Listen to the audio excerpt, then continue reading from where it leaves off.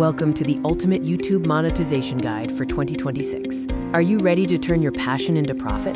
We'll break down the requirements for both long-form videos and YouTube Shorts to get you into the YouTube Partner Program, or YPP. Let's first look at the criteria for monetizing your traditional long-form video content. To qualify for long video monetization, you must have at least 1,000 subscribers on your channel.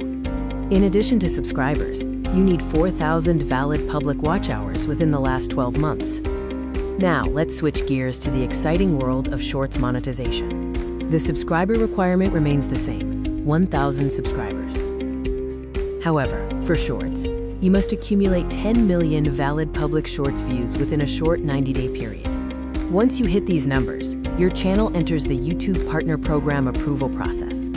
YouTube reviewers check several things, including your channel's main theme, your most viewed videos, and your newest uploads to ensure policy compliance.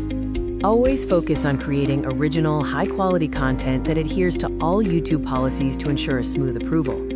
It's crucial to understand and follow the YouTube community guidelines to maintain your monetization status.